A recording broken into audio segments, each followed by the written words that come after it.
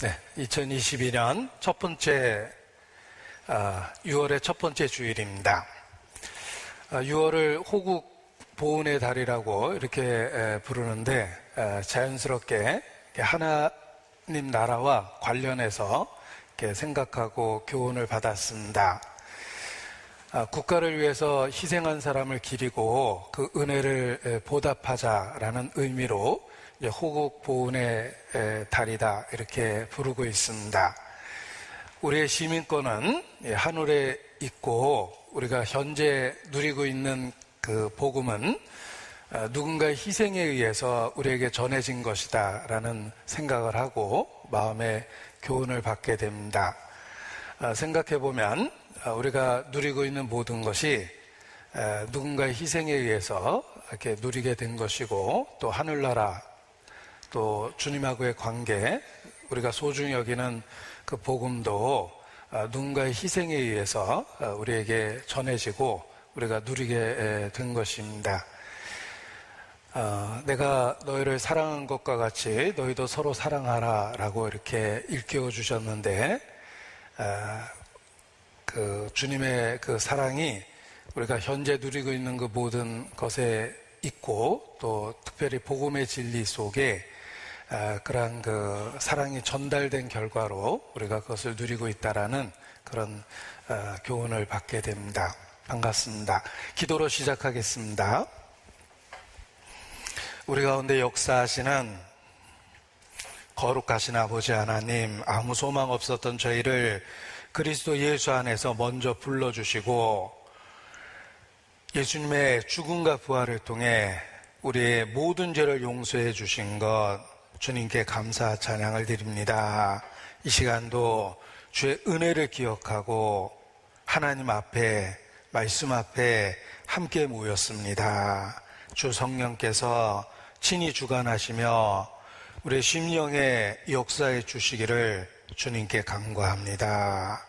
우리의 마음을 새롭게 만들어 주시고 이 마지막 때를 살 수 있는 지혜를 주시고 능력을 더하여 주시기를 주님께 기도합니다. 또 우리에게 주신 그 영원한 축복을 또 다른 영혼들에게 전할 수 있도록 우리의 삶을 사용해 주시기를 주님께 기도합니다.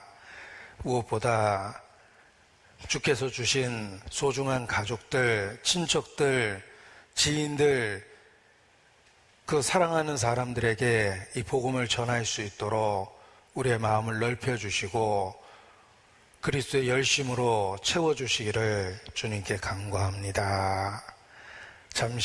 잠깐 후에 주님 만나는 그날 기쁨만으로 주님을 만나고 칭찬 가운데 주님 만날 수 있도록 우리의 모든 삶을 다스려 주시기를 주님께 기도합니다. 특별히 평상에 고통 가운데 있는 분들 위로해 주시고 주의 치유의 손길로 함께해 주시기를 주님께 기도합니다. 또 겪고 있는 어려움에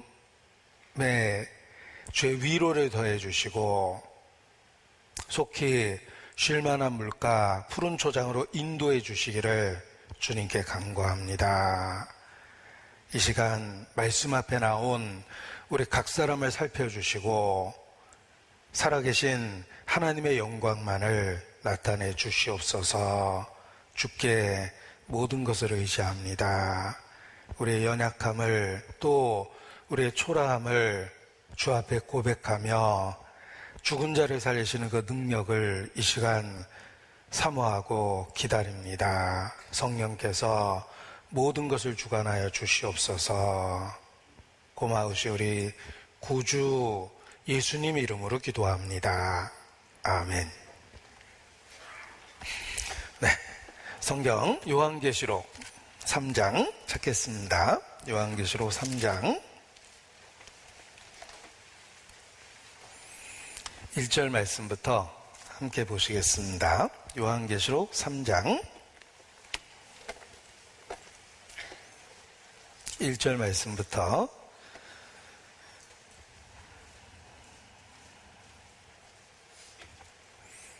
제가 읽어드리겠습니다. 사대 교회의 사자에게 편지하기를 하나님의 7영과 7뼈를 가지신 이가 가라사대 내가 내 행위를 아노니 내가 살았다 하는 이름은 가졌으나 죽은 자로다. 너는 일깨워 그 남은 바 죽게 된 것을 굳게 하라. 내 하나님 앞에 내 행위에 온전한 것을 찾지 못하였노니 그러므로 내가 어떻게 받았으며 어떻게 들었는지 생각하고 지키어 회개하라.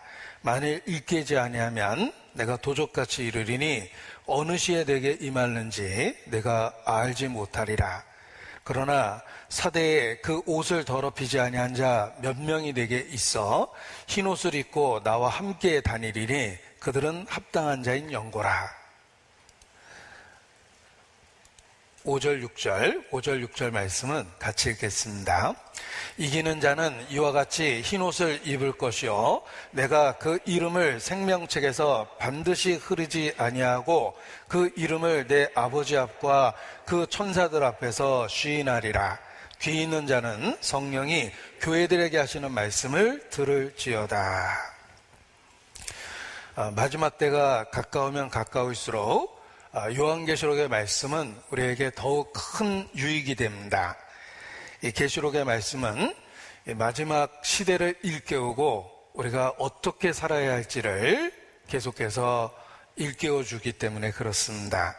이 계시록을 읽으면 시대를 분별하는 그 지혜를 얻게 됩니다. 마치 시계를 보고 아무리 피곤해도 지금은 움직여야 될 때다, 일어날 때다라는 것을 일깨울 수 있듯이 요한계시록은 우리가 살고 있는 이 마지막 시대를 일깨워 줍니다. 그리고 또한 요한계시록에는 역사의 끝, 최종적인 승리가 선언되어 있기 때문에 더욱더 소망을 품고 현재의 삶을 살게 되는 것입니다.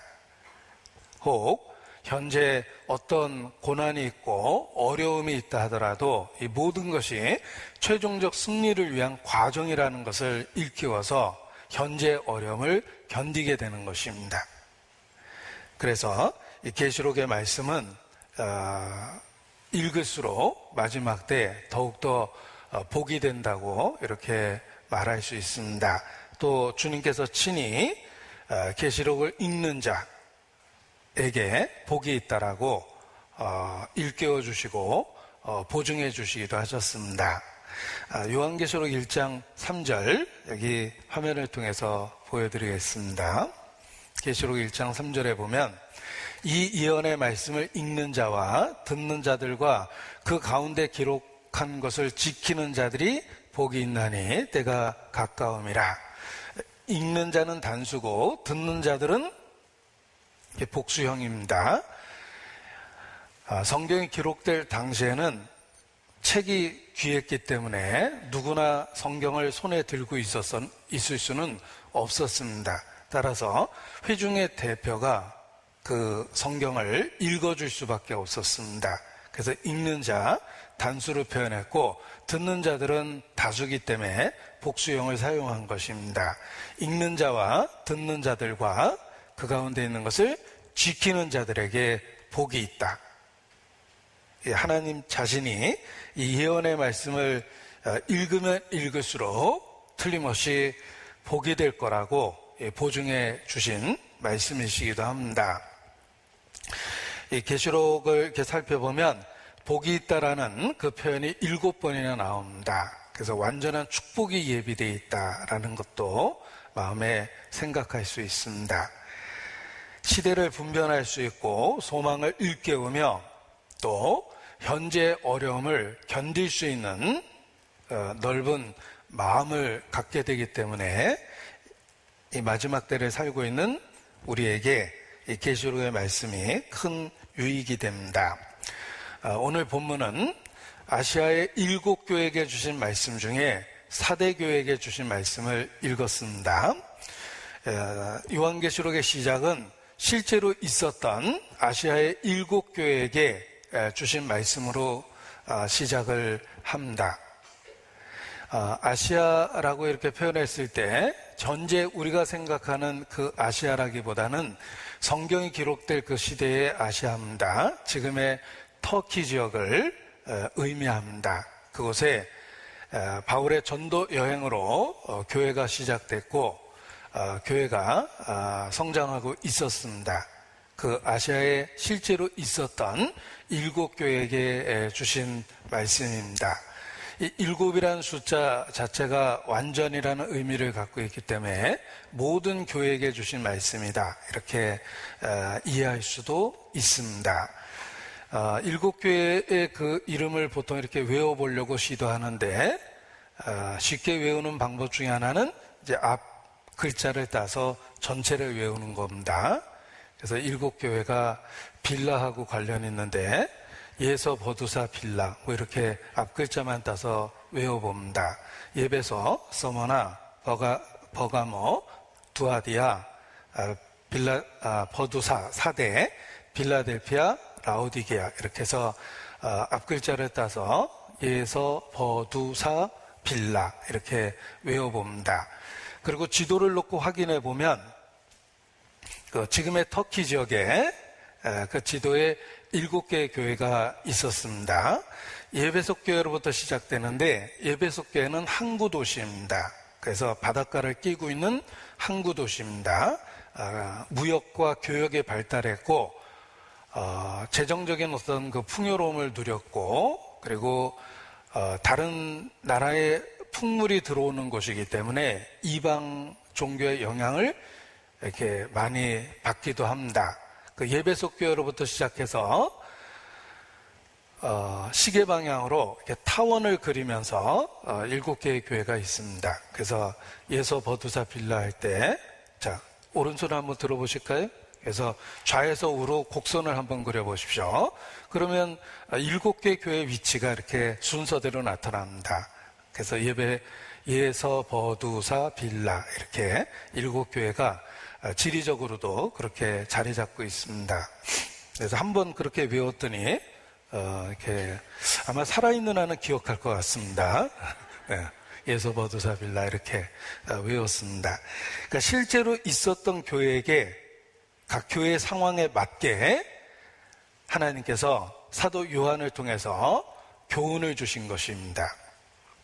그리고 이 7교회는 실제로 있었던 교회일 뿐만 아니라 7가지 유형의 교회의 모습의 어떤 그 대표이기도 합니다.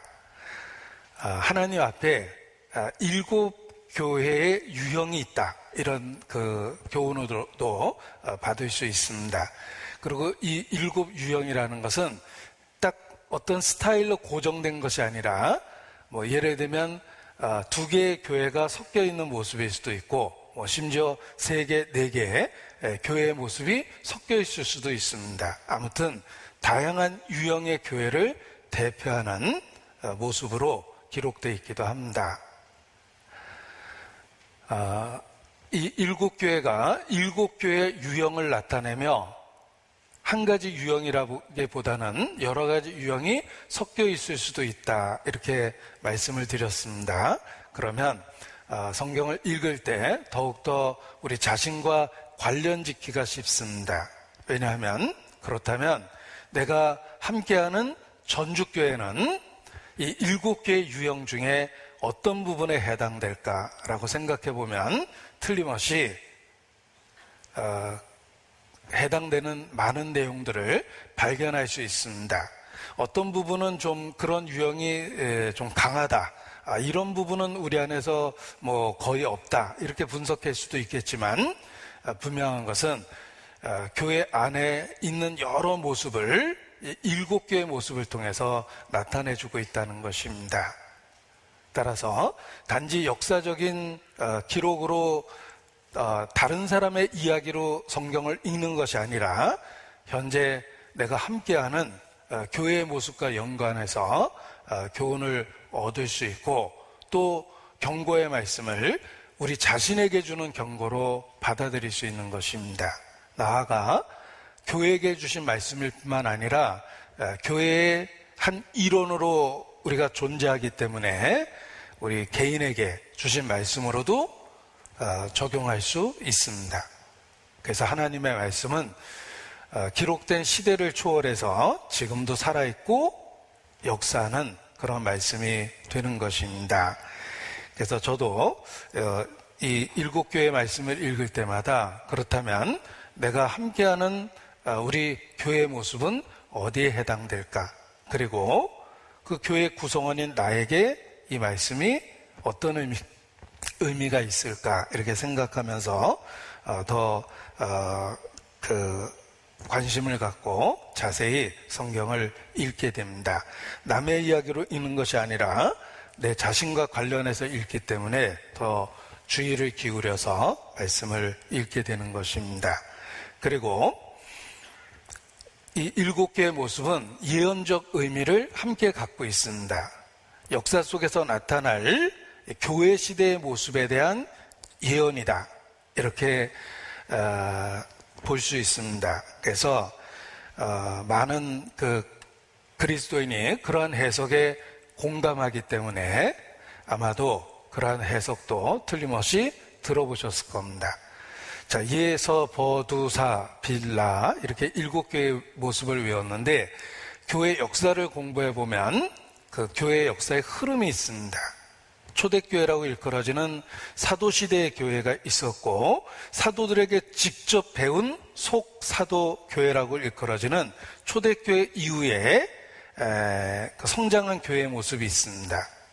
사도들에게 배운 사람들이 전도했던 그 시대입니다. 그 시대를 속사도 시대라고 이야기합니다. 그리고 교회와 국가가 결탁하면서 권력과 교회가 결탁을 하게 됩니다. 그러면서 국가 주도의 교회가 시작됩니다.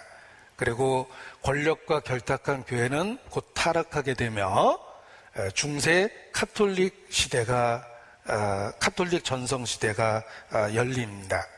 그리고 1500년대에 종교개혁이 시작되고 프로테스탄트라고 일컬어지는 그 개신교도들이 나타나고 진리를 회복하게 됩니다. 그리고 그들의 가르침에 따라서 복음이 더 활발하게 전해지는데 그 시대를 영적 부흥 시대 이렇게 표현합니다. 그리고 이제 우리 시대를 마지막 시대라고 이렇게 이야기할 때 마지막 교회의 모습까지 연결이 될 수 있습니다. 그래서 7교회를 분석해 보면 예배소 교회는 사도 시대의 모습과 비슷하고 서머나 교회는 속사도 시대, 그리고 버가모 교회는 국가교회 시대, 두아디아 시대, 교회 시대는 두아디아라는 말이 익숙하죠. 빌립보 지역에서 옷감 장사를 했던 루디아가 두아디아 출신입니다. 두아디아 성의 자주장사 루디아가 빌립보에서 전도할 때 바울의 설교를 듣고 구원을 받게 됩니다. 그래서 두아디아라는 말이 우리에게 익숙한데 이 두아디아 교회가 중세 카톨릭 시대를 이렇게 나타냅니다. 그리고 종교개혁 시대는 사대교회, 오늘의 본문에 해당됩니다.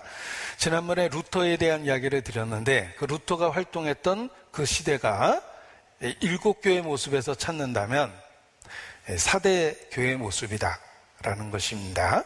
그리고 빌라델피아 교회는 이제 그 이후에 개신교가 발전하면서 영적 부흥을 이루게 되는데 1700년대, 1800년대 영적 부흥을 이루게 됩니다.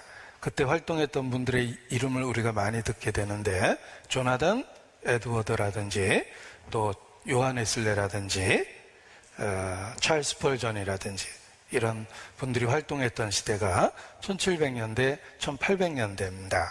그래서 영적 부흥 시대다라고 이야기하며 우리 시대는 불행하게도 라오디게아 교회의 모습으로 예표됩니다. 차지도 더웁지도 않은 그러한 마지막 시대의 교회의 모습입니다. 그래서 7교회의 모습 하나 갖고 우리는 이렇게 다양하게 적용해서 생생한 교훈을 얻을 수 있는 것입니다. 실제로 있었던 교회다. 7가지 교회의 유형을 나타낸다. 시대 속에 나타난 7교회의 모습을 나타낸다. 이렇게 다양하게 해석해서 교훈을 얻을 수 있습니다. 그런데 이러한 해석 방법은 인위적인 자의적인 해석이 아닙니다. 성경의 예언은 다중적 의미를 갖고 주셨다, 이렇게 이야기합니다. 제가 이제 어려운 말을 쓴 것 같아서 또 후회하는데, 이렇게 어려운 말 쓰면 자연스럽게 눈을 감는 분이 있습니다. 그런데 사실은 핵심적인 이야기를 해보려고 이렇게 용어를 사용한 겁니다. 예언에는 다중적 의미가 있다라는 것은 예언을 받은 그 사람과 관련된 메시지가 있고, 그리고 역사 속에서 이루어질 예언적 의미가 있고, 종말의 사건과 관련된 의미가 있다. 하나의 예언은 실제 그 예언을 받은 사람과 관련이 있으며, 또 역사 속에서 이루어질 예언과 관련이 있고, 그리고 종말론적인 사건과 관련한 의미도 있다. 하나의 예언은 하나님께서 시대 속에서 각각 살아있도록 다중적인 의미를 주었다. 이것이 이제 성경을 분석한 결과입니다. 그 분석한 결과를 7교회에게 그대로 적용해서 제가 그렇게 다중적 의미가 있는 것으로 설명을 한 것입니다. 자, 사대교회는 종교개혁 시대의 모습을 나타냅니다. 살았다는 이름은 가졌으나 실상은 죽은 교회. 그러나 그 죽어가고 있는 그 모습 속에서도 소수의 살아있는 사람들이 있었던 교회. 그것이 바로 그 종교개혁 시대의 교회의 모습입니다. 카톨릭 전성시대입니다. 그런 절대적 권력 아래 소수의 사람들이 진리를 발견하고 진리를 회복시키고 있었습니다. 그래서 살았다는 이름은 가졌으나 실상은 죽어가고 있던 그 시대에 소수의 사람들이 진리를 지키고 있었다는 것입니다. 그래서 이 사대교회의 모습이 루터가 활동했던 종교개혁 시대와 이렇게 가장 잘 그 상황이 맞는 그런 모습입니다. 자, 이 사대교회에게 주님이 어떤 모습으로 나타났는지 보십시오. 각각 7교회 속에 주님은 여러 가지 모습으로 나타나고 있습니다. 각 교회에 맞는 모습으로 주님께서 자기 자신을 나타내신 것입니다. 그런데 사대교회에는 어떤 모습으로 나타나셨을까? 1절입니다. 계시록 3장 1절. 사대교회의 사자에게 편지하기를 하나님의 7 영과 7 별을 가진 이가 가라사대. 자, 하나님의 7 영과 7 별을 가지신 이가 가라사대. 7은 완전수입니다. 천지창조 완전수입니다. 1과 자기 숫자 외에 나눠지지 않는 수학적으로는 소수로서 하나님의 신성을 나타내는 특별한 숫자입니다. 3과 7은 자기 숫자 외에 나눠지지 않는 소수입니다. 그리고 성경에 나타난 하나님을 나타내는 신령한 숫자입니다. 그래서 삼위일체 하나님, 또 성령을 7 영, 7 눈을 갖고 있다라는 표현을 씁니다. 이 7은 완전한 의미를 갖고 있습니다. 천지창조도 하나님이 7일을 통해서 모든 것을 이루신 것도 그러한 의미를 갖고 있습니다. 7 영은 한마디로 모든 것을 주관하시는 완전한 주권을 갖고 역사하시는 하나님의 영, 성령이십니다. 그리고 7 별은 하나님의 7 사자다. 하나님이 쓰시는 일꾼들, 메신저, 이런 의미를 갖고 있습니다.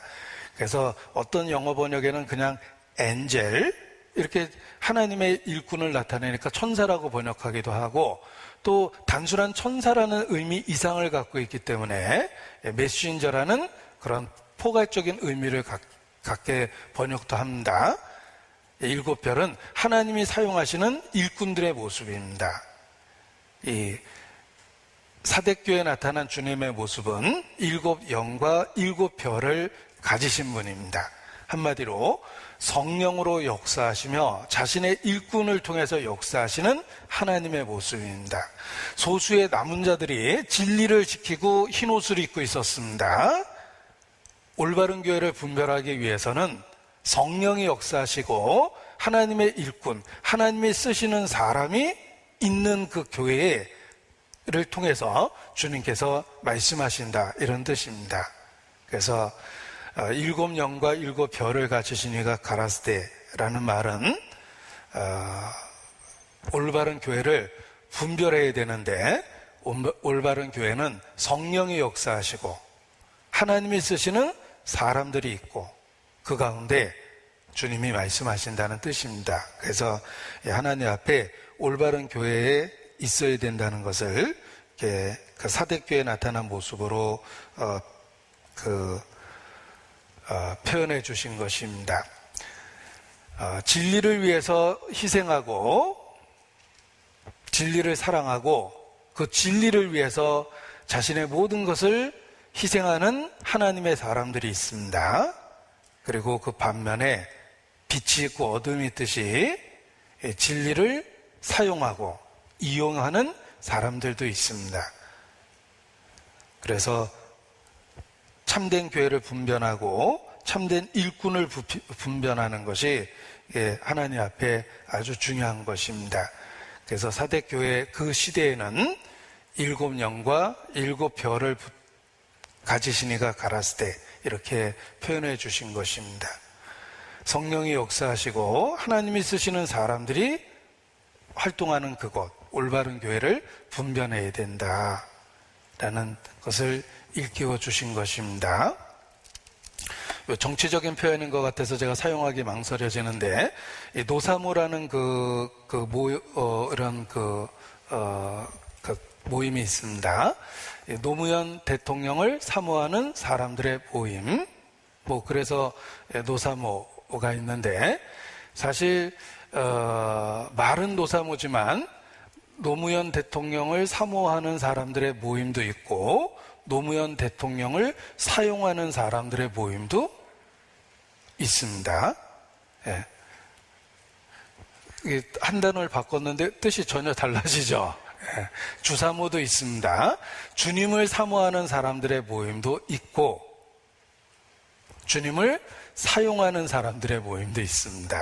한마디로 주님을 위해서 모든 것을 희생하는 사람들도 있고 주님을 이용하고 사용해 먹는 사람들도 있다는 것입니다.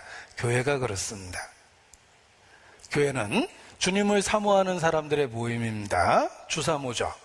네, 그런 표현이 좀 이상하지만 그런데 실상은 주님을 사용하는 사람들, 주님을 이용해 먹는 사람들도 많다는 것입니다. 그래서 올바른 교회를 분별해야 되는데 하나님의 일곱 영과 하나님의 일곱 별을, 일곱 영과 일곱 별을 가지신 이가 가라스데, 이렇게 표현한 것은 성령이 역사하고 하나님이 사용하시는 사람들, 그들과 함께 있어야 된다라는 것을 일깨워 주시는 것입니다.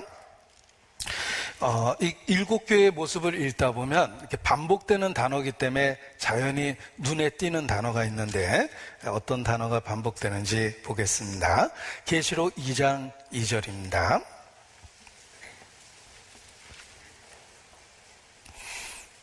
요한계시록 2장 2절 제가 읽어드립니다. 내가 네 행위와 수고와 네 인내를 알고 또 악한 자들을 용납지 아니한 것과 자칭 사도라 하되 아닌 자들을 시험하여 그 거짓된 것을 내가 드러낸 것과 라는 표현이 있고, 그 다음에 2장 20절에 보면 2장 20절 그러나 내가 책망할 일이 있노라. 자칭 선지자라는 여자 이세벨을 내가 용납함이니 그가 내 종들을 가르쳐 꿰어 행음하게 하고 우상의 제물을 먹게 하는도다. 3장 9절입니다. 요한계시록 3장 9절. 보라, 사단의 회라는 말은 사단의 무리들이 있다는 겁니다. 사단의 역사는 그 모임이 있다, 뭉쳐져 있다. 온갖 바이러스가 한 곳에 뭉쳐서 번성하듯이 사단의 역사는 그런 모임이 있다. 곧 이게 일종의 조직이죠. 조직, 사단의 조직, 곧 자칭 유대인이라 하나 그렇지 않고 거짓말하는 자들 중에서 며칠 내게 주어 저희로 와서 내 발 앞에 절하게 하고 내가 너를 사랑하는 줄을 알게 하리라. 자, 7교회에게 주신 경고의 말씀 속에 반복된 단어가 보입니다. 그 단어는 자칭이라는 말입니다. 자칭 사도라 하되 아닌 자들이 있습니다. 자칭 선지자라 하는 여자 이세벨이 있는데 자칭, 실제로는 선지자가 아니라는 뜻입니다. 또 자칭 유대인이라 하나 전통적인 혈통을 갖고 있는 하나님의 사람들이다, 뭐 이렇게 주장하지만 실상은 사단의 조직인 경우도 있다. 이 자칭이라는 말을 보십시오. 스스로 그렇게 주장하는 겁니다. 교회 역사 속에 하나님의 사람으로 스스로 주장하는 그런 잘못된 무리들이 있습니다. 자칭 사도라 하되 아닌 자들, 자칭 선지자라 하되 아닌 자들, 자칭 유대인이라 하되 아닌 자들이 있다는 것입니다. 그래서 제가 주사모라는 표현을 썼는데 주님을 사용해 먹는 사람들이 있습니다. 이용해 먹는 사람들이 있습니다. 경건을 이익의 도구로 생각하는 무리들이 있습니다. 그래서 교회 안에 갈등하고 권력 다툼하고 권력을 세습하고 뭐 이러는 일들이 있는 것입니다. 스스로 하나님의 대리자라고 자처합니다. 스스로 혈통 있는 전통 있는 그런 그 모임이라고 주장합니다. 자칭, 이 자칭이라는 말이 경고가 되고 있는 겁니다. 그래서 가톨릭이 특별히 그러합니다. 지상에 있는 하나님의 대리자라고 주장합니다. 지상에 있는 하나님의 대리자라고 주장하고 뭐 초대교황 베드로부터 천국 열쇠를 물려받았다고 주장합니다. 입증할 방법은 없지만 그렇게 주장을 하는 겁니다. 그리고 전통과 전승으로 성경의 가르침을 대체하고 종교를 부와 권력의 수단으로 삼고 현실적인 이권을 위해서 하나님의 말씀을 타협하고 감추고 편집하고 분리하면 그 말씀은 절대로 안 가르치는 겁니다. 자신들의 주장과 다르다고 생각하면 성경의 가르침을 의도적으로 약화시키거나 축소시키거나 감추는 거죠. 그러니까 교리를 가르치고 성경 전체를 볼 기회가 없어지고 이렇습니다. 종교를 이용하는 사람들의 모임입니다. 그리고 그 권력을 유지하기 위해서 자신들에게 반대가 된다고 생각하면 가차없이 공격하고 수단 방법을 가리지 않고 핍박을 합니다.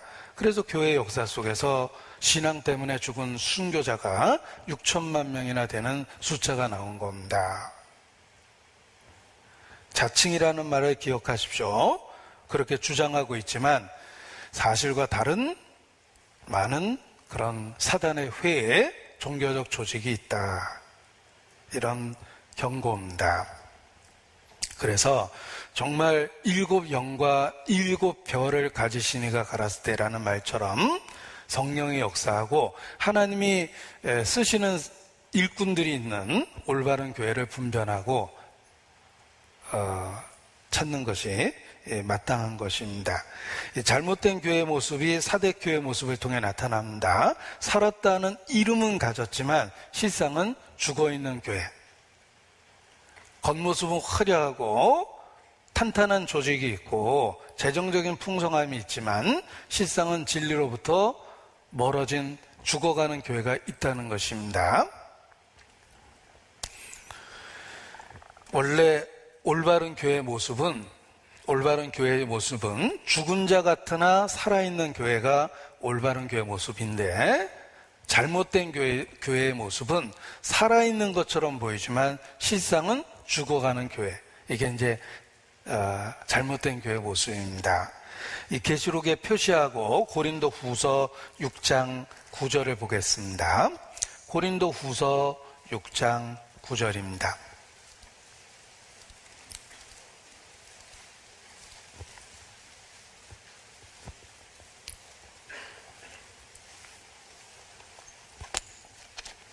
고린도후서 6장 9절. 여기 올바른 그 교회의 모습을, 그리스도인의 모습을 표현하면서 8절부터 속이는 자 같으나 참되고 무명한 자 같으나 유명한 자요 죽은 자 같으나 보라 우리가 살고 징계를 받는 자 같으나 죽임을 당하지 아니하고 근심하는 자 같으나 항상 기뻐하고 가난한 자 같으나 많은 사람을 부유하게 하고 아무것도 없는 자 같으나 모든 것을 가진 자로다. 이것이 크리스찬의 모습이며 올바른 교회의 모습입니다. 자, 올바른 교회는 죽은 자 같으나 보라 우리가 살고 그랬습니다. 이것이 이제 올바른 교회의 모습입니다. 외적으로는 초라해 보일 수도 있지만 그들 속에 생명이 있고 진리가 있다는 것입니다. 그런데 이 자칭이라는 표현을 쓰고 있는 잘못된 교회의 모습은 살아있는 것처럼 보이지만 실상은 죽어가고 있는 교회라는 것입니다. 그래서 올바른 교회의 모습은 오히려 죽은 것 같이 보이지만 실제로는 살아있는 교회, 외적으로는 사람이 보기에 초라해 보인다는 것입니다. 그리고 오히려 잘못된 교회의 모습은 살아있는 것처럼 보이기도 하지만 실상은 죽은 교회라는 것입니다. 그래서 이 사대교회의 모습은 죽어가고 있는, 겉으로는 살아있는 것처럼 생기발랄해 보이지만 실제로는 죽어가고 있는 그런 모습이고, 종교개혁 시대의 카톨릭의 모습이기도 하며 또 마지막 시대의 잘못된 교회의 모습이기도 합니다. 외적으로는 화려한 모습을 갖고 있고 또 외적으로는 구원을 주장하고 구원의 확신이 있고 자신들만이 천국에 갈 것 같이 착각해서 지낼 수도 있지만 실상은 죽어가고 있는 그런 교회의 모습일 수도 있다는 것입니다. 너희가 살았다는 이름은 가졌으나 실상은 죽은 자로다. 이것이 사대교회의 모습입니다. 그래서 잘못된 교회의 모습을 이렇게 일깨워 주십니다. 에레미야 7장을 보겠습니다. 에레미야 7장.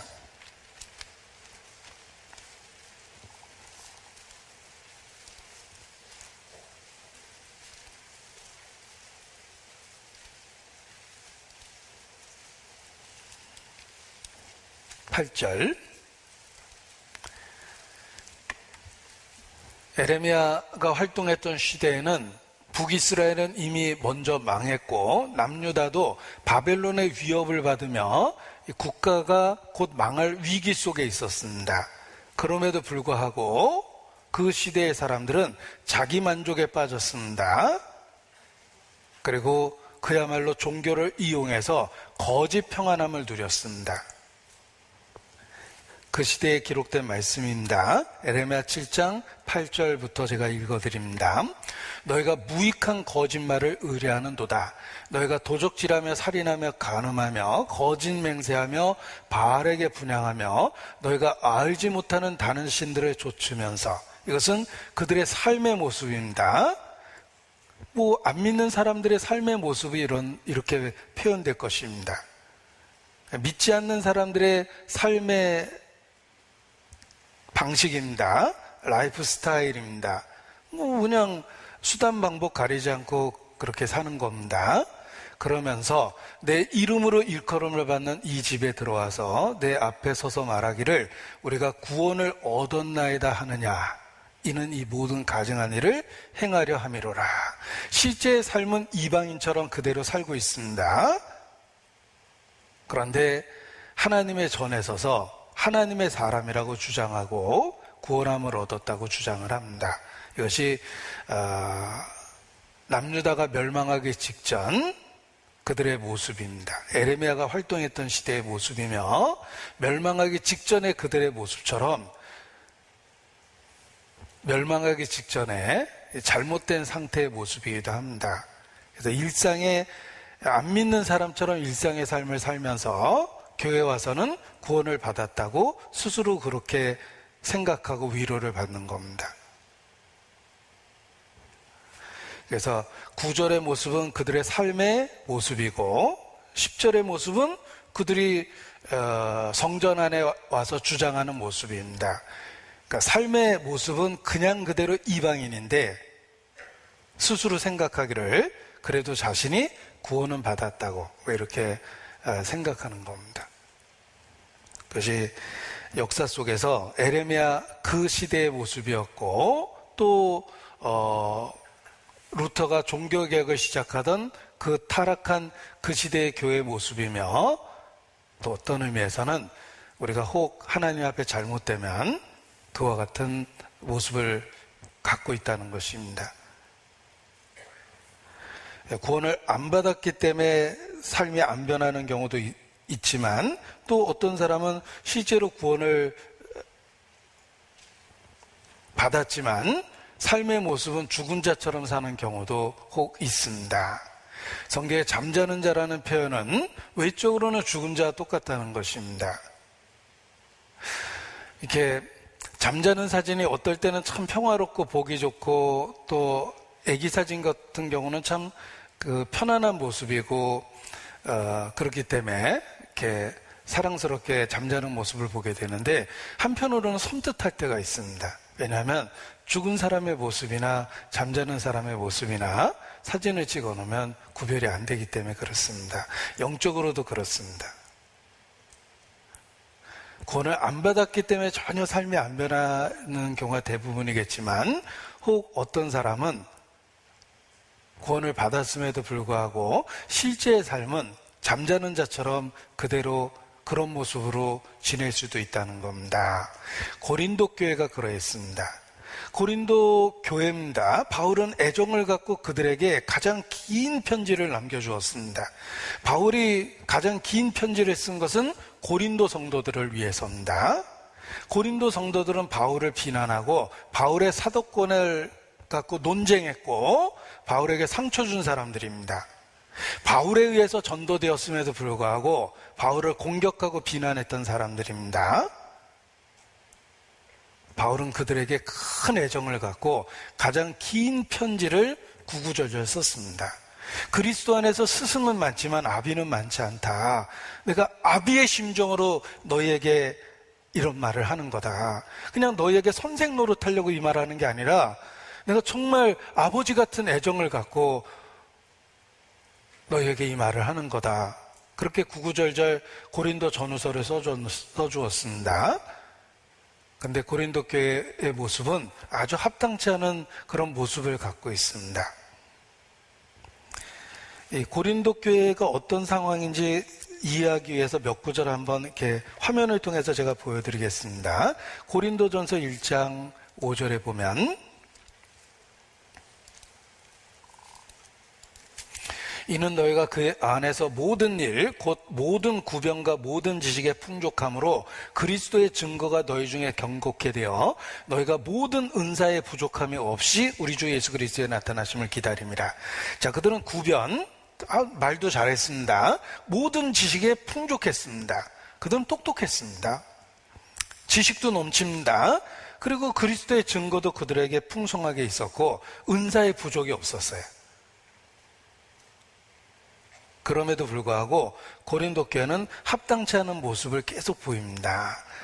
3장 3절에 보면 너희가 아직도 육신에 속한 자로다. 너희 가운데 시기와 분쟁이 있으니 어찌 육신에 속하여 사람을 따라 행함이 아니리요. 시기하고 질투하고 분쟁하고 심지어는 믿는 사람 간의 법정에서 송사하고 이게 고린도 교회의 모습입니다. 그리고 5장 1절에 보면 너희 중에 심지어 음행이 있다함을 들으니 이런 음행은 이방인 중에도 없는 것이라.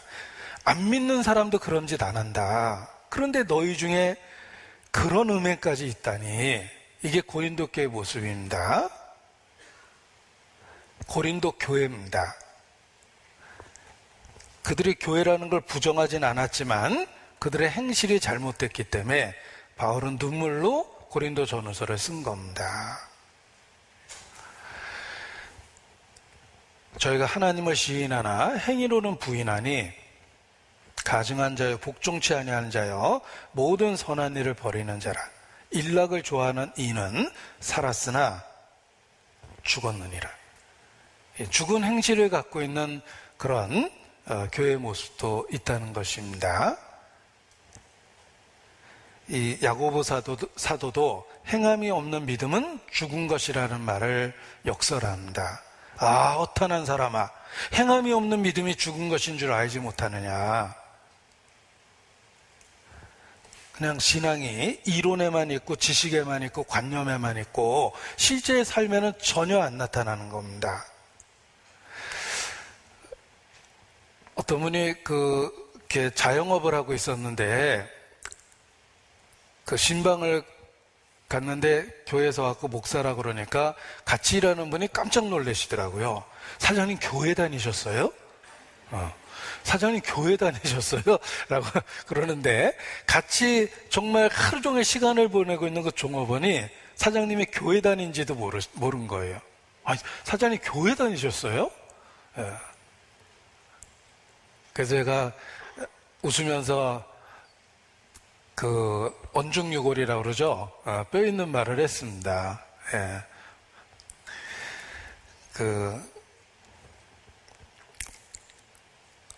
그리스도인은 외적 말하는 그 말투 또는 행동하는 그 행동 속에서 신앙이 묻어나는 게 당연한 겁니다. 그런데 혹 잠자는 자처럼 외적으로는 죽은 사람의 모습을 갖고 안 믿는 사람하고 똑같이 산다면 합당치 않은 것입니다. 살았다는 이름은 가졌으나 실상은 죽어가고 있는 겁니다. 이 계시록 3장 2절을 보십시오. 정확하게 그렇게 말씀하셨어요. 3장 2절에 보면 너희는 일깨워 그 남은 바 죽게 된 것을 굳게 하라. 요 남은 바 죽게 된 것이라는 말이 무슨 뜻이냐면 완전하게 죽지는 않았는데 죽어가고 있다는 뜻입니다. 살았다는 이름은 가졌는데 실상은 죽은 자로다. 그냥 내버려두면 죽을 겁니다. 그런데 실상 아직은 안 죽었어요. 죽어가고 있는데 마지막 불씨가 지금 꺼지려고 하고 있는 그런 상태라는 것입니다. 그 남은 바 죽게 된 것이라는 게 그런 의미예요. 그래서 불씨로 표현해 보면 이해가 확 됩니다. 불이 꺼져가고 있습니다. 다 꺼진 것 같은데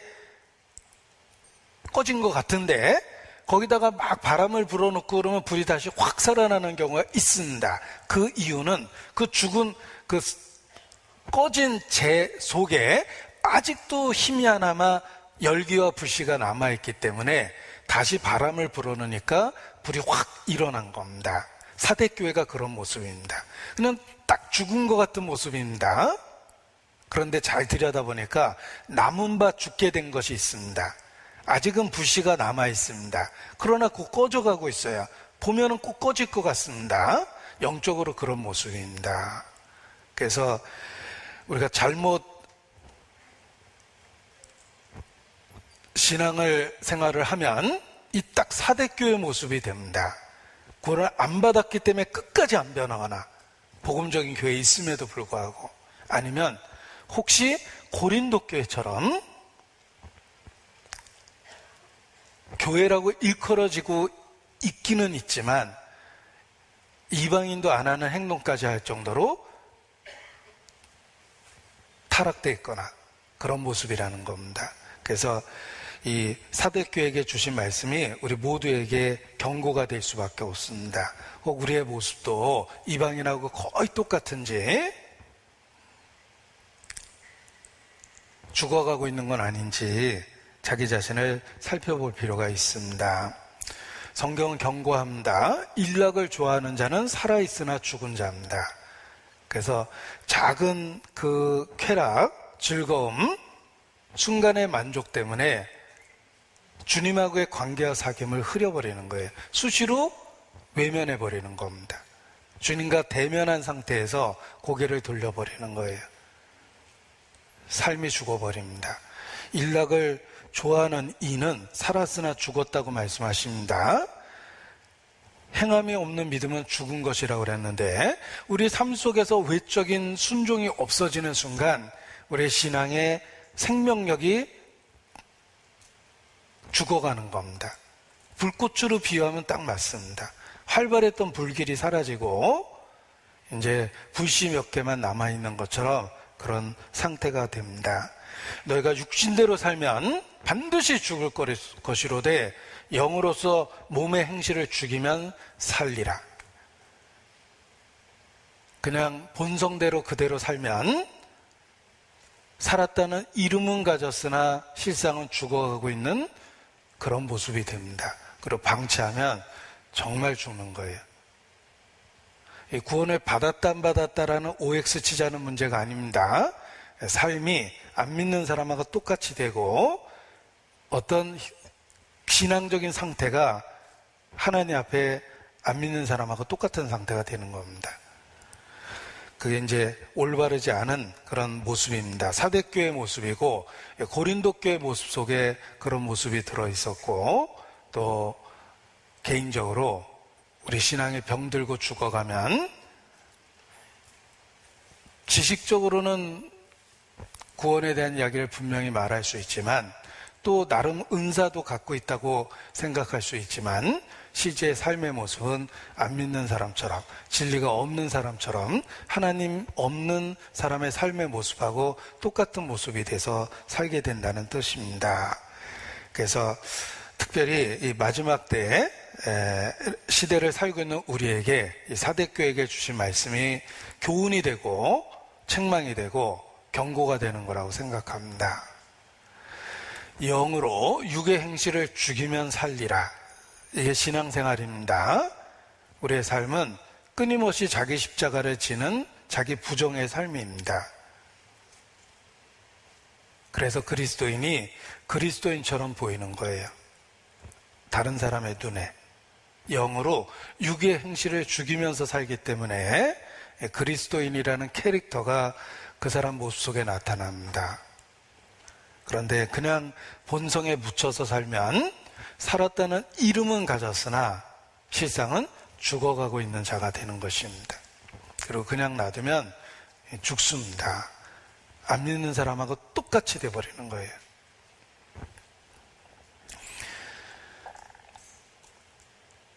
이 사대교회를 통해서 이 마지막 시대 우리의 모습을 보는 것이 필요합니다. 그리고 교훈을 개인적으로 적용해야 됩니다. 마태복음 21장입니다. 마태복음 21장 두 아들에 대한 이야기입니다. 마태복음 21장 28절.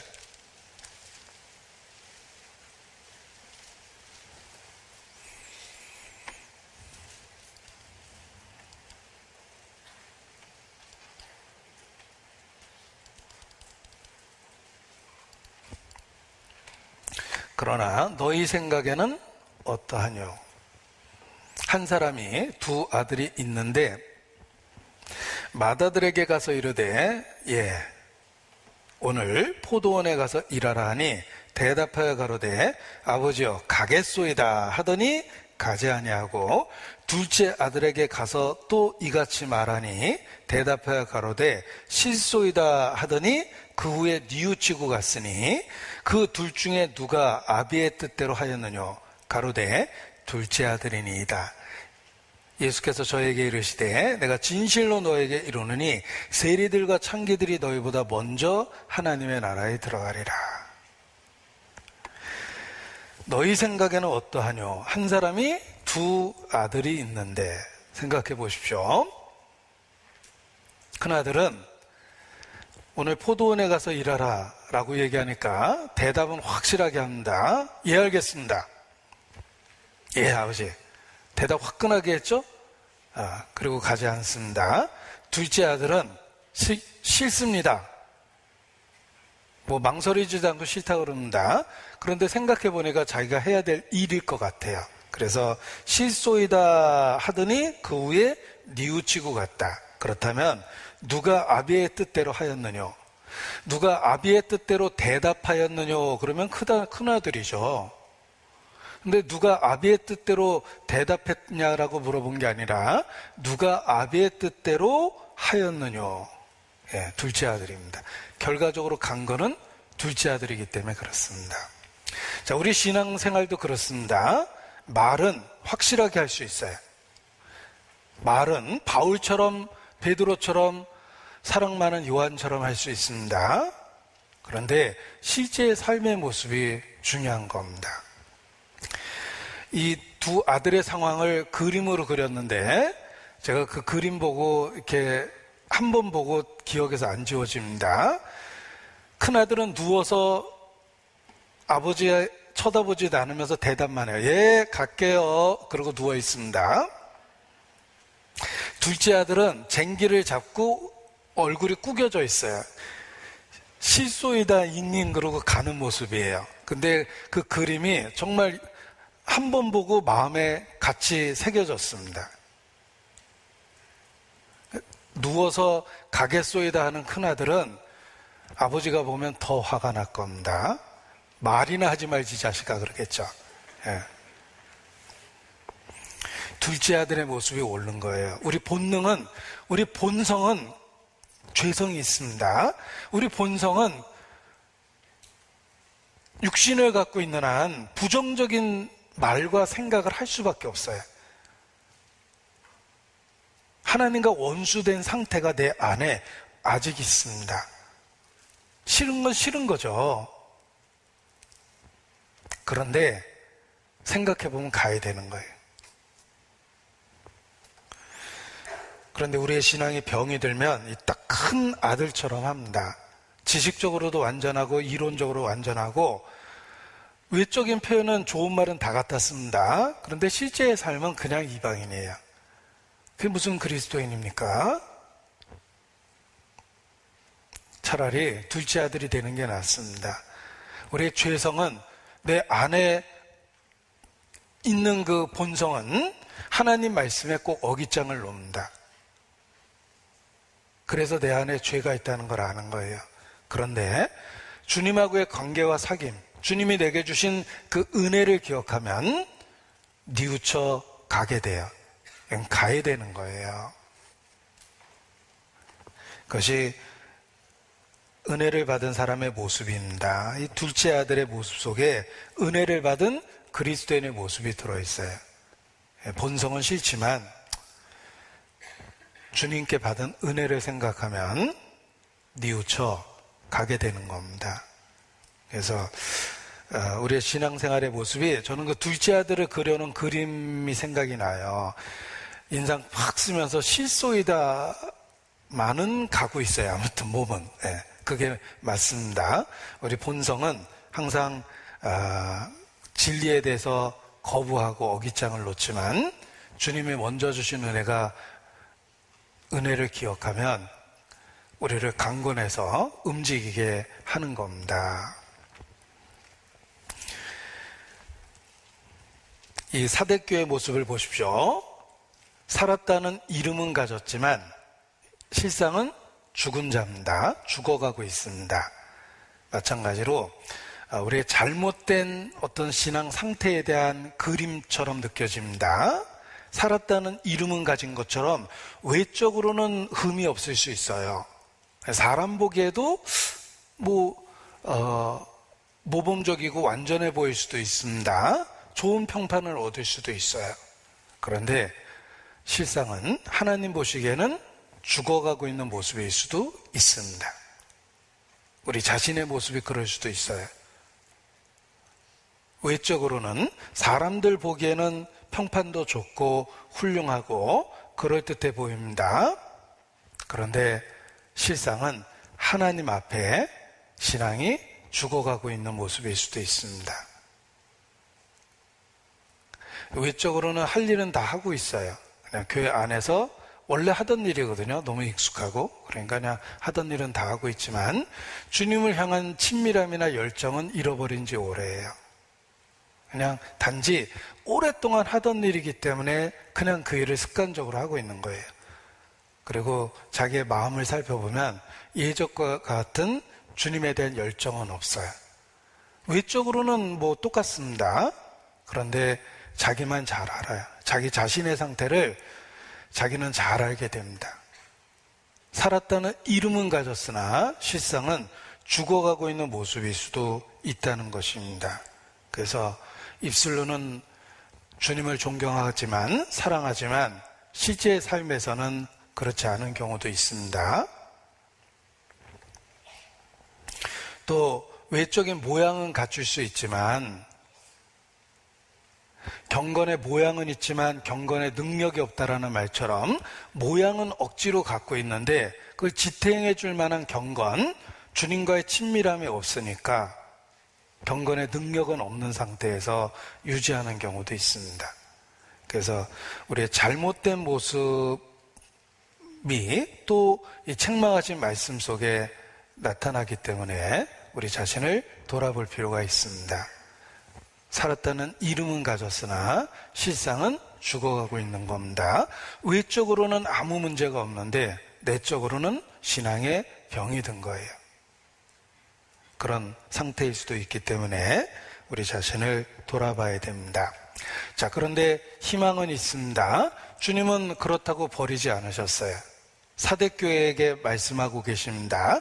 버리지 않으셨어요. 기회를 주고 있는 거예요. 그래서 말씀하고 계시는 거예요.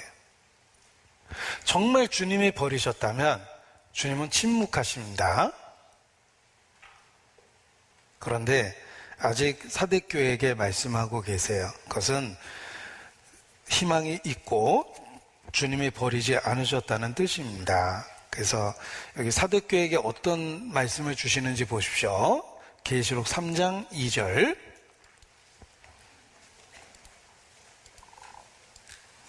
너는 일깨워 그 남은 바 죽게 된 것을 굳게 하라. 내 하나님 앞에 내 행위에 온전한 것을 찾지 못하였노니. 자, 내 행위에 온전한 것을 찾지 못했다. 지식이나 교리가 아닙니다. 지식은 완전할 수도 있고 교리는 정확할 수도 있어요. 그런데 실제 행위, 삶의 모습은 잘못됐다는 겁니다. 그걸 일깨워 주시면서 그 남은 바 죽게 된 것을 굳게 하라. 그냥 놔두면 죽어버릴 테니까 빨리 그것을 살려야 된다. 그 불씨를 되살려야 된다. 회복해야 된다. 개혁해야 된다. 넘어졌다면 다시 일어서야 된다. 이런 뜻입니다. 그리고 3절에도 그러므로 내가 어떻게 받았으며 어떻게 들었는지 생각하고 지키어 회개하라. 이렇게 말씀하십니다. 자, 버리지 않으셨기 때문에 계속해서 말씀하고 계십니다. 우리가 계속해서 주의 음성을 들을 수 있다는 것, 교훈을 받고 있다는 것, 책망을 받고 있다는 것, 마음의 찔림을 받고 있다는 것, 감동을 받고 있다는 것, 그런 것은 우리가 주님 손 안에 있다는 증거입니다. 주님 품 안에서 아직 그 말씀을 듣고 있는 거예요. 기회를 주시고 있는 겁니다.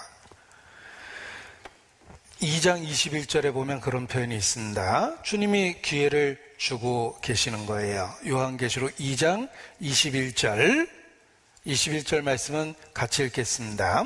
또 내가 그에게 회개할 기회를 주었을 때 그 음행을 회개하고자 아니하는도다. 자, 주님은 기회를 주시고 계십니다.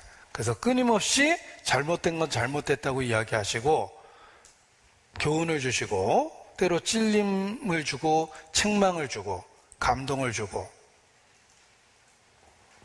주님이 버리시지 않으셨다는 그런 증거입니다. 사실 그냥 버리셔도 되는데 그냥 버리셔도 이미 참을 만큼 참으셨는데 주님은 계속해서 우리를 일깨우고 부르고 계십니다. 적극적으로 개입하고 내 양심에 그 둔감해진 그 양심에서도 들릴 수 있을 정도로 말씀하시고 이미 둔감해진 그 양심으로 아픔을 느낄 정도로 강하게 책망하시기도 하십니다. 아직 버리시지 않으셨다는 증거예요. 그래서 우리가 교훈을 받고 책망을 받고 찔림을 받고 그러는 거예요. 기회를 주시고 희망이 있는 겁니다. 주님은 계속해서 우리에게 말씀하고 계시다는 것 자체가 희망이 있고 기회가 있는 겁니다. 버리셨어도 되는데 아직도 우리에게 말씀하고 계십니다. 사사기 만호와 사사기에게 하신 말씀 중에 있습니다. 사사기 13장입니다. 사사기 13장. 이 마노아는 삼손 아버지입니다. 그 부모에게 하신 말씀이에요. 22절. 그 아내에게 이르되 우리가 하나님을 보았으니 반드시 죽으리로다. 그 거룩하고 의로운 하나님 앞에 섰던 겁니다. 큰일 났다, 이제 우리 죽을 거다. 그렇게 마노아가 이야기하니까 그 부인이 정말 지혜롭게 권면을 합니다. 그 아내가 그에게 이르되 여호와께서 우리를 죽이려 하셨더라면 우리 손에서 번제와 소제를 받지 아니하셨을 것이요 이 모든 일을 보이지 아니하셨을 것이며 이제 이런 말씀도 우리에게 이르지 아니하셨으리이다 하였더라. 정말 하나님이 우리를 죽이려고 하셨다면, 그렇지 않다는 근거를 세 가지를 댑니다. 그 세 가지가 뭔지 한번 보세요. 우리 손에서 번제와 소제를 받지 아니하셨을 것이다. 죽이려고 하셨던 그냥 죽이지 왜 번제와 소제를 받았겠느냐. 두 번째, 이 모든 일을 보이지 아니하셨을 것이다. 응답하시며 불꽃이 단에서 올라 하나님의 사자가 함께 올라가 버립니다. 이적을 보여주신 거예요. 정말 하나님이 함께하고 있다는 증거를 보여준 거예요. 그리고 여러 말씀을 하셨습니다. 세 번째는 이제 이런 말씀도 우리에게 이르지 아니하셨으리이다. 정말 죽이려고 하셨다면 하나님이 이러이러한 것을 안 했을 거다. 그렇습니다. 우리 개인에게 적용해 보십시오. 우리를 버리려고 하셨더라면 그때 버렸을 겁니다. 그때라는 건 우리 각 사람에게 다 있어요.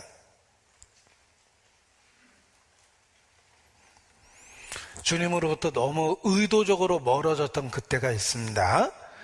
우리를 버리려고 했다면 그때 이미 버리셨을 거예요. 그런데 아직도 살아있죠? 아직도 주의 이름을 부르고 있죠?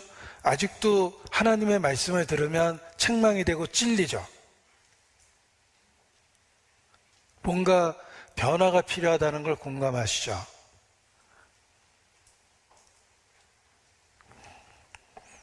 그냥 버리셨어도 되는데 기회를 주시고 있는 겁니다. 내가 기회를 주었다, 이렇게 분명하게 말씀하셨어요.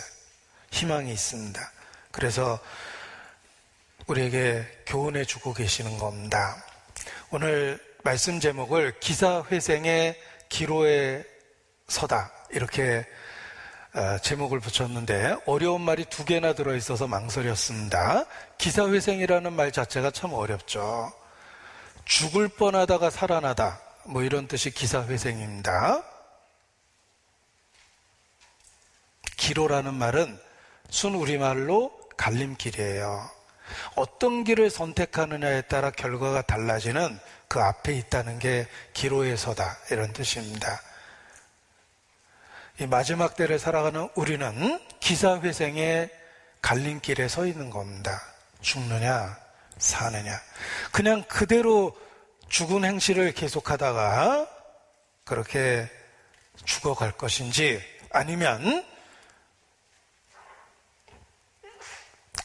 산자로서 나머지의 삶을 살 것인지 갈림길에 서 있다는 것입니다. 이 마지막 시대를 사는 모든 성도는 그 기로에 서 있다고 생각합니다. 세상과 함께 이 마지막 시대의 풍조라는 게 있습니다. 거기에 휩쓸려서 그냥 세상 사람이 살듯이 그렇게 그냥 나머지 삶을 살고 끝낼 것인지, 아니면 산자답게 살 것인지를 결정을 해야 됩니다. 우리는 그 기로에 서 있습니다. 그리고 그 상태에서 벗어나기 위해서 필요한 교훈을 주셨는데, 보십시오. 단지 책망만 하신 것이 아니라 그 상태로부터 벗어나기 위해서 교훈을 주셨는데, 요한계시록 3장 2절에 너는 일깨워 그 남은 바 죽게 된 것을 굳게 하라. 3절에 그러므로 내가 어떻게 받았으며 어떻게 들었는지 생각하고 지키어 회개하라. 이 두 가지 말씀이 죽어가고 있는 상태에서 벗어날 수 있는 방법을 주신 것입니다. 너는 일깨워 남은 바 죽게 된 것을 굳게 하라. 너는 어떻게 받았으며 어떻게 들었는지 생각하고 지키어 회개하라. 같은 의미의 말씀을 표현을 바꿔서 두 번 주신 겁니다. 일깨워야 됩니다. 남은 바 죽게 된 것을 그냥 놔두면 죽어버릴 수도 있는데 살아있는 그 진리를 다시 붙잡아야 돼요. 어떻게 받았고 어떻게 들었는지 생각하고 지키어 회개해야 됩니다. 자, 이 말씀이 루터가 활동했던 그 시대라고 이렇게 말씀을 드렸습니다. 당시 카톨릭 교회의 모습이 살았다는 이름은 가졌으나 실상은 죽은 자의 모습입니다. 그런데 아직 완전하게 죽지 않은 이유는 소수의 남은 자가 있었어요. 그것이 진리를 재발견하고 회복한 사람들입니다. 그래서 그들이 누군지를 일깨워 주는데 4절에 보십시오. 4절. 그러나 사대의 그 옷을 더럽히지 아니한 자 몇 명이 내게 있어. 그 죽은 행실을 취하지 않은 몇 명이 남아 있었습니다. 그 몇 명이 남아 있어서 흰 옷을 입고 나와 함께 다니리니 그들은 합당한 자인 연고라. 이기는 자는 이와 같이 흰 옷을 입을 것이라. 자, 흰 옷을 입은 이긴 자들이 있었습니다. 그 시대에 그 옷을 더럽히지 아니하고 흰 옷을 입은 이긴 자들이 있었습니다. 그들이 진리를 재발견하고 회복시켰던 그 시대의 종교개혁자들입니다. 그래서 죽어가던 그 시대에 그들이 교회를 다시 일으켜서 복음이 유럽을 중심으로 다시 시작하는 그런 기회가 생깁니다. 그래서 복음적이다라고 이야기하는 그 무리들이 다 종교개혁 시대 이후에 나타납니다. 예를 들면 아나베프티스트라고 일컬어지는 제세례파, 그들도 말씀대로 살겠다고 결심하고 그것을 위해서 모든 걸 희생했어요. 그 아나베프티스트라고 일컬어지는 사람들이 진리를 붙잡고 진리를 회복시켰습니다. 그리고 요한웨슬레를 따르던 메소디스트, 감리교도들도 있고, 스위스를 중심으로 칼빈은 원래 프랑스 사람이지만 고국에서는 카톨릭이 워낙 강했기 때문에 배척받았습니다. 칼빈이 영어식 발음이고 원래 이름은 칼뱅입니다. 프랑스 사람이거든요. 그런데 충격적인 건 프랑스 사람들은 칼빈이 프랑스 사람인 것도 모르고 있어요. 칼뱅의 생가는 이렇게 방치되어 있습니다.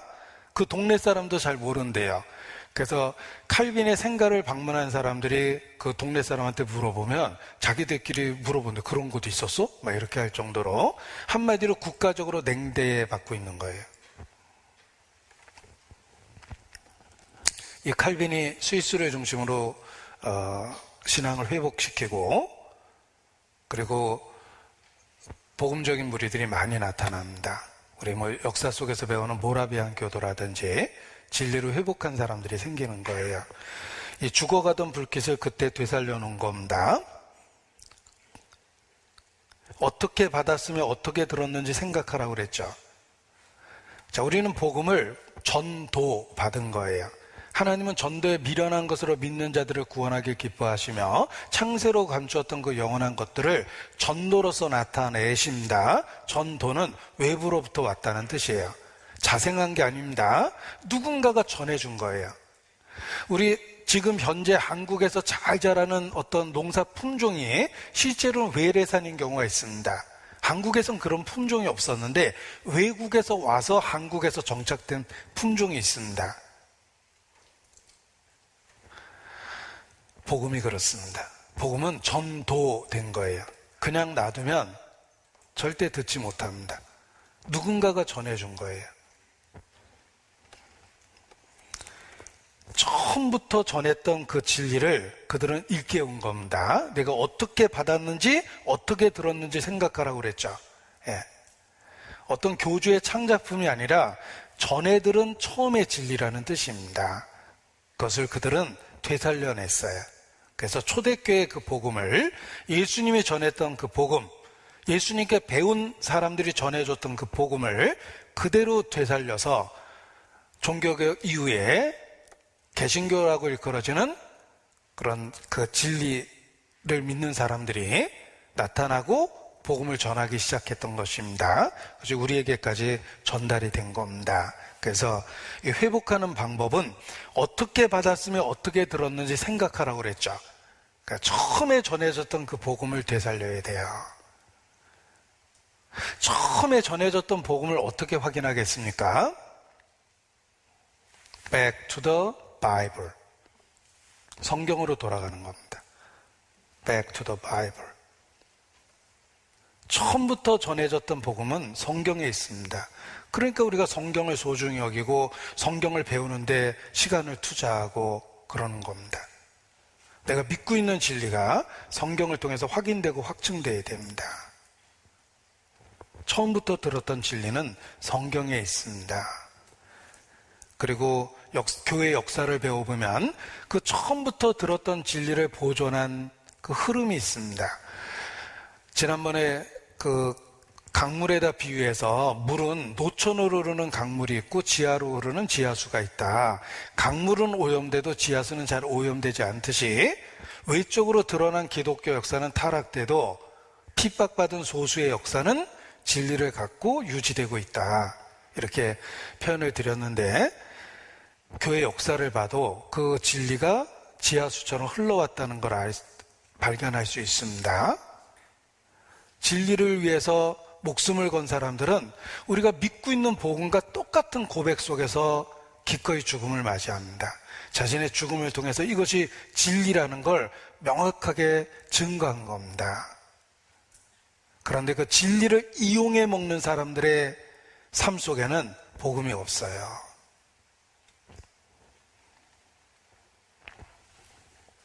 처음부터 들었던 그 진리를 일깨워야 됩니다.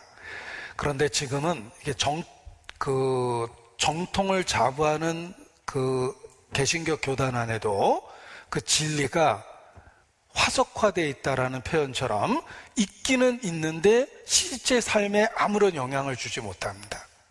있기는 있는데라는 표현을 쓴 것은 교리에는 다 있어요. 구원론이라는 구원을 어떻게 받는지를 성경 말씀을 갖고 정리한 걸 구원론이라고 합니다. 모든 교단에는 구원론이 다 있어요. 어떻게 구원을 받는지. 그런데 교리적으로, 지식적으로, 이론적으로는 다 있습니다. 거듭남이라는 진리가 다 있어요.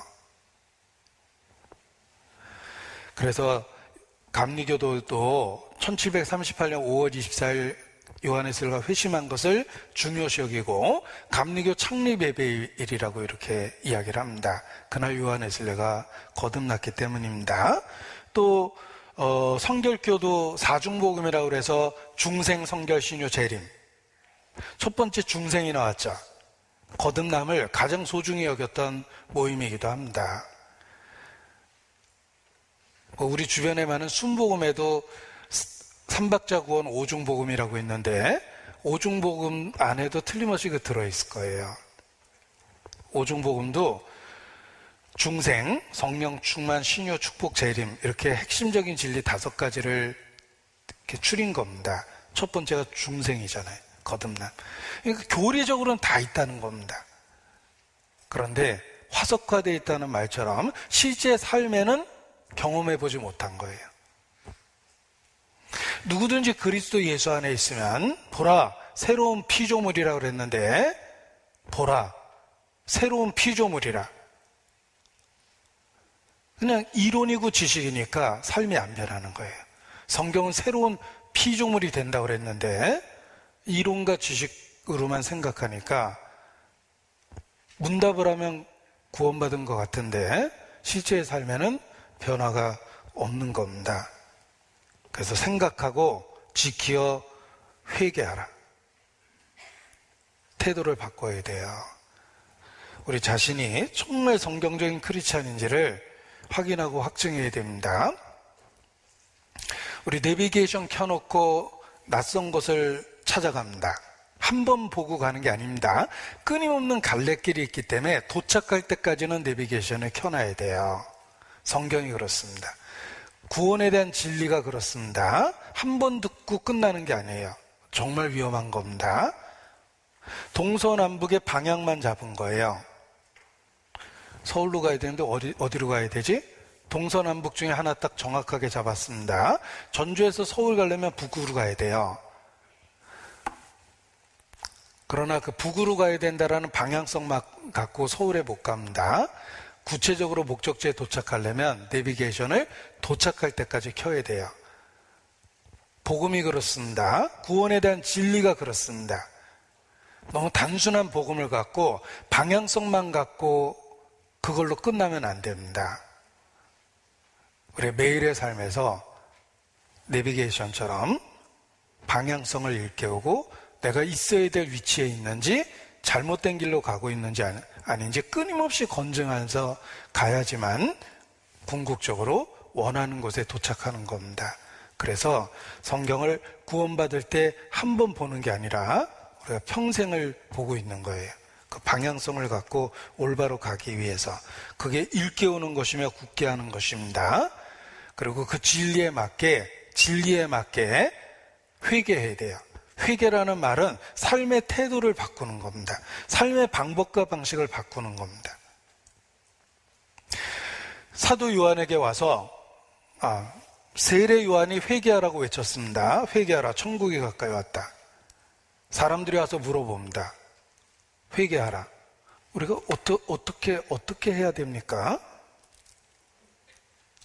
사도 요한은 아주 구체적으로 얘기합니다. 누가복음 3장입니다. 누가복음 3장 10절 세례 요한의 메시지입니다. 누가복음 3장 10절 우리가 물어 가로되 그러면 우리가 무엇을 하리이까? 회개하라. 그러면 우리가 무엇을 하리이까? 아주 구체적으로 얘기합니다. 대답하여 가로되 옷 두 벌 있는 자는 옷 없는 자에게 나눠줄 것이요 먹을 것이 있는 자도 그렇게 할 것이니라 하고 세리들도 세례를 받고자 와서 가로되 선생님 우리는 무엇을 하리까 하매 가로되 정한세 외에는 늑증치 말라 하고 군병들도 물어 가로되 우리는 무엇을 하리까 하매 가로되 사람들에게 강포하지 말며 무수하지 말고 받는 요를 족한 줄로 알라 하니라. 회개하라라는 메시지에 대해서 구체적으로 물어보니까 삶의 태도와 방식이 바뀌어야 된다. 행동이 바뀌어야 된다. 이렇게 이야기한 겁니다. 우리도 마찬가지입니다.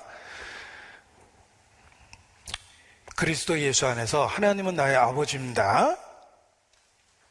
하나님의 자녀가 되었죠? 친밀한 교통함을 주십니다. 우리가 어떻게 살아야 됩니까? 그 주님하고의 관계를 통해서 삶의 모든 방법과 방식을 바꾸라는 뜻이에요. 생각하는 걸 바꾸고 말하는 걸 바꾸고 행동하는 걸 바꾸고 내 삶의 모든 것을 바꾸는 겁니다. 그것이 회개예요. 그래서 회개가 지속적이고 반복적이다라고 얘기하는 겁니다. 우리는 주님을 향해서 방향을 바꿨어요. 그리고 그 바꾼 방향 속에서 늘 삶을 조정하고 있어야 돼요. 실제 삶의 방법과 방식을 바꿔야 되는 겁니다. 그래서 회개하라고 이렇게 일깨워 주셨습니다. 요한계시록 3장 4절입니다.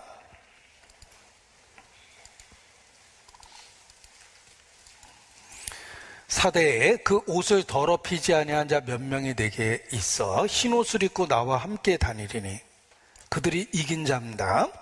자, 이긴 자가 어떤 모습이냐면 그 옷을 더럽히지 않고 흰 옷을 입고 주님과 함께 다니고 있는 사람들입니다. 이것이 우리가 살아야 될 삶의 모습입니다.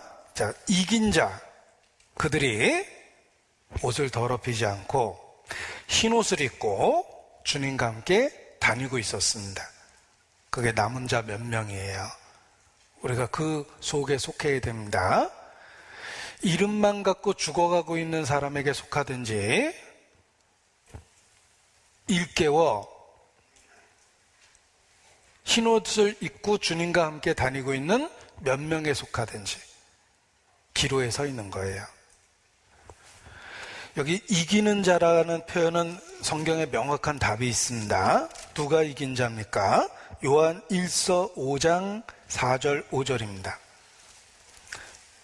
자, 이긴 자에 대한 명확한 답을 성경적으로 알고 있어야 됩니다. 요한 1서 5장 4절 5절입니다.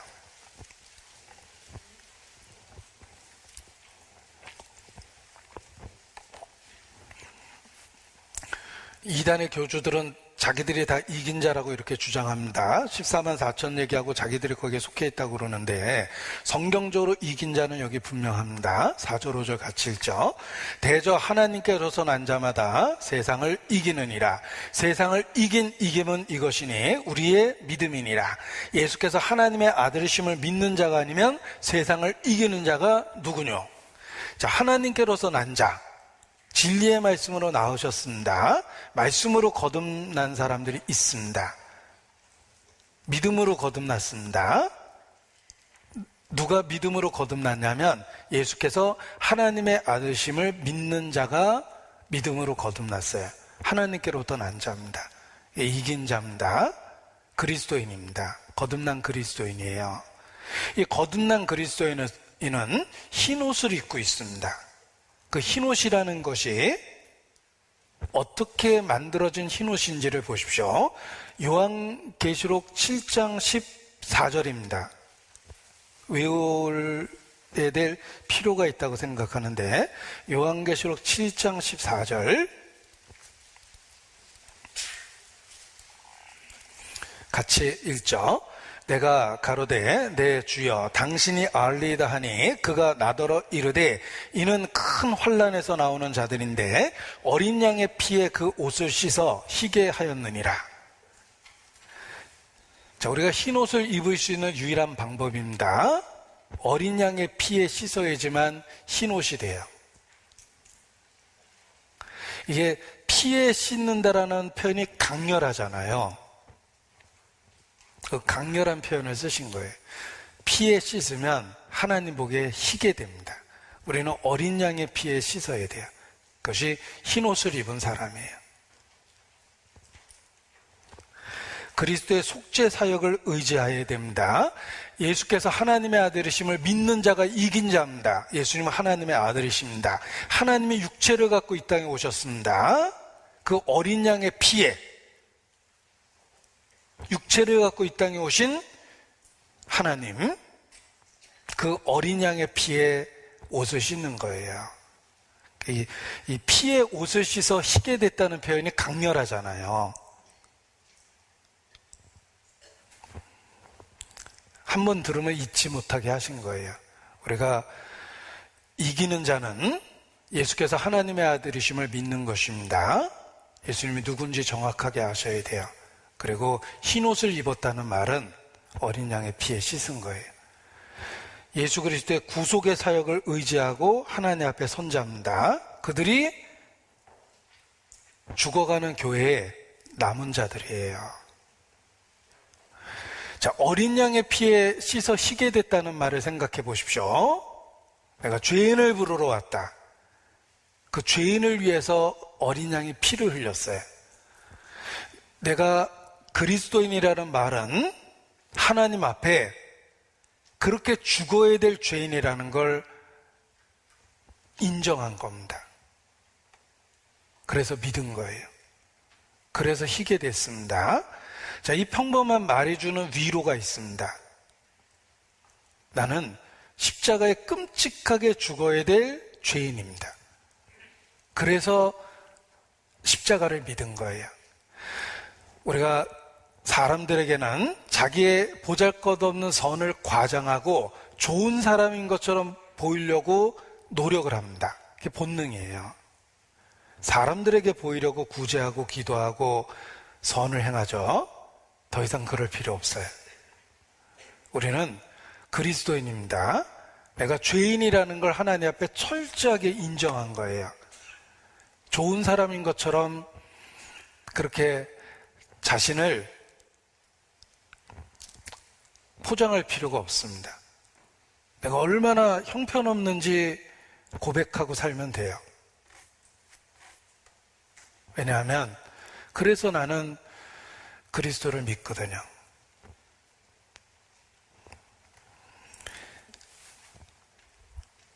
우리가 외모를 꾸미기 위해서 노력을 하는데, 예를 들면 외모로 살아야 되는 연예인들은 메이크업 안 한 상태에서 사진 찍히는 걸 엄청 싫어합니다. 왜냐하면 늘 꾸며진 모습만 대중에게 보여줬기 때문에 메이크업 안 한 모습을 보이는 걸 엄청 싫어해요. 그러니까 모자 깊이 쓰고 마스크 이렇게 쓰고 마트 갔다 오고 그러잖아요. 사진이 찍힐 때는 풀 메이크업 하고 나타나요. 우리가 교회 안에서, 하나님 앞에서 교회 안에서 그렇게 할 필요가 없습니다. 그냥 원래 모습 그대로를 고백하고 살면 돼요. 그래서 우리가 예수님을 믿고 사는 거거든요. 내 자신이 얼마나 형편없는지 고백하고 살면 됩니다. 자기의 보잘것없는 선을 과장해서 자기가 좋은 사람인 것처럼 막 위선을 떨고 지내면 안 됩니다. 그게 훨씬 더 위험한 거예요.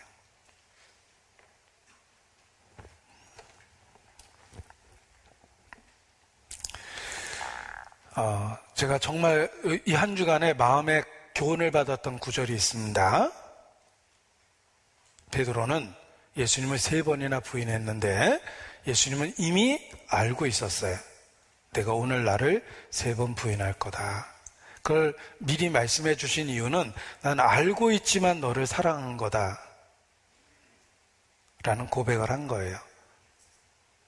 내가 나한테 어떻게 할지 내가 다 안다. 그럼에도 불구하고 내가 너를 사랑하는 거다 라는 걸 가르쳐 준 겁니다. 주님은 이 땅에서 우리의 삶이 얼마나 형편없는지 잘 아십니다. 그럼에도 불구하고 내가 너를 사랑한다. 그래서 너를 부른 장소가 이 끔찍한 십자가란다. 그 죄를 해결해야지만 내가 너를 받아줄 수 있기 때문에 너를 만날 수 있는 유일한 곳이 바로 이 십자가 아래란다. 이렇게 얘기를 해주는 거예요. 그런데 예수께서 베드로에게 해주신 말씀이 한 주간 마음에 정말 새겨졌습니다. 칼로 새기는 것처럼. 누가복음 22장입니다.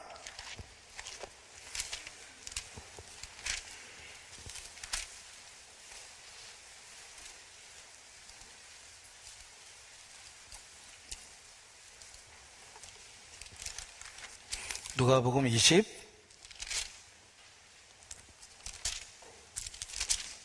22장 32절입니다. 22장 32절.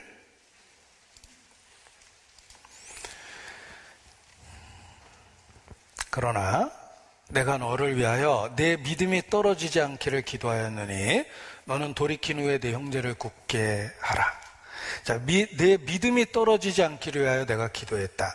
내가 오늘 나를 3번 부인할 것이다. 그러나 내 믿음이 떨어지지 않기를 기도했다. 보십시오. 예수님은 3번 부인할 거 아셨습니다. 제 생각에는 그렇습니다. 제가 만약 베드로라면 예수님, 제가 예수님 3번 절대 부인하지 않도록 기도해 주세요. 제가 예수님 3번 절대로 부인하지 않도록 저를 지켜주세요. 그렇게 도와주세요. 그렇게 기도해 주세요. 이렇게 얘기했을 것 같아요. 그런데 예수님은 너는 나를 3번 부인할 거다. 그리고 부인하는 순간에 막지 않으셨죠. 베드로는 그냥 부인했어요. 그걸 막지는 않으셨어요. 그런데 주님이 기도했던 건 그럼에도 불구하고 내 믿음이 떨어지지 않기를 내가 기도했다. 너는 나를 3번 부인할 거다. 내 본성이 연약하기 때문에 내가 원하지 않지만 너는 죽음의 위기 앞에서 두려움 때문에 나를 부인할 거다. 나를 향한 내 마음은 사실 그 정도밖에 되지 않는다. 그럼에도 불구하고 내가 너를 사랑하는 거다. 그리고 나는 그럼에도 불구하고 내 믿음이 떨어지지 않기를 위하여 기도하겠다. 이렇게 말씀하신 거예요. 그리고 그 기도는 응답됐습니다. 베드로는 예수님을 3번이나 부인했지만 믿음이 떨어지질 않았어요. 지금도 그렇습니다. 지금도 주님은 우리가 얼마나 연약한지 닭이 2번 울기 전 3번 부인할 거라는 거 아십니다. 그리고 그 연약한 순간에, 유혹받는 순간에 막진 않으세요. 우리가 얼마나 연약한지를 일깨워 줍니다. 그러나 믿음이 떨어지지 않기를 기도해 주십니다. 그래서 우리가 넘어진 그곳에서 다시 주님께 달려가서 회복될 수가 있는 거예요. 우리는 소수의 남은 자가 되어야 됩니다. 이기는 자. 예수께서 하나님의 아들이심을 믿는 자가 이긴 자입니다. 우리는 그 피에 옷을 씻었습니다. 흰 옷을 입은 거예요. 그리고 그 피는 지속적으로 주님 앞에 우리가 설 수 있도록 담대함을 주고 당당하게 나아갈 수 있도록 만들어줍니다.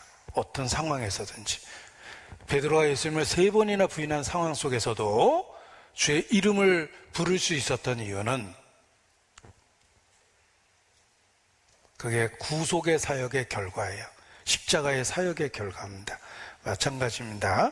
우리가 이 땅에 살아있는 한 흔들리고 넘어지고 또다시 넘어질 수 있습니다. 중요한 건 그럼에도 불구하고 내 믿음이 떨어지지 않기를 내가 기도했다. 주님은 우리를 위해서 기도하고 그 중보의 기도 때문에 우리가 다시 깨끗함을 받고 주님 앞에 나아갈 수 있는 것입니다. 그래서 이 복음의 능력이 이 마지막 때 우리를 계속해서 살아있게 하는 것입니다. 근본적인 진리를 붙들고 어떻게 들었는지, 어떻게 받았는지 그 근본적인 진리를 생각하고 지키어 붙잡아야 됩니다. 그리고 그 은혜의 보좌 앞에 우리가 주의 이름을 부르고 나가면 다시 회복돼서 죽은 행실로부터 벗어나서 영으로 육의 행실을 죽이면 살리라는 말씀처럼 죽은 행실로부터 벗어나서 성령을 따라 사는 삶을 살아가게 되며 방향성을 갖고 계속 주님 앞에 나아가게 됩니다. 넘어지고 깨어지고라도 주님은 계속해서 우리를 위해서 중보의 기도를 하고 있기 때문에 넘어진 곳에서 일어나서 다시 시작해서 다시 그 방향성을 갖고 걸어가게 해줍니다. 그리고 우리가 걸어가는 그 길 끝에 주님이 우리를 기쁨으로 사랑으로 이렇게 맞이해 주실 것입니다. 기도하시겠습니다. 거룩하신 하나님, 이 마지막 때에 더욱 남은 자로서의 신앙을 지키고 구별될 수 있도록 우리를 붙잡아 주시기를 주님께 기도합니다. 죽은 자의 행실에서부터 벗어날 수 있도록 주님 붙잡고 이끌어 주시고 복음의 능력을 통해서 흰옷을 입고 주님 앞에 매일 담대하게 나아갈 수 있도록 이끌어 주시기를 주님께 기도합니다. 주님 부르실 그날까지 주님께 나아갈 수 있도록 우리의 연약한 발걸음을 축복해 주시고 힘을 더해 주시기를 주님께 기도합니다. 주님 안에서 계획된 6월 13일 대전도 집회도 우리 가운데 함께 해주시고 주관해 주시기를 주님께 부탁을 드립니다. 하계수양대회도 계획대로 잘 이루어질 수 있도록 주의 긍휼과 은혜로 함께하여 주시옵소서. 고마우신 우리 구주 예수님 이름으로 기도합니다. 아멘.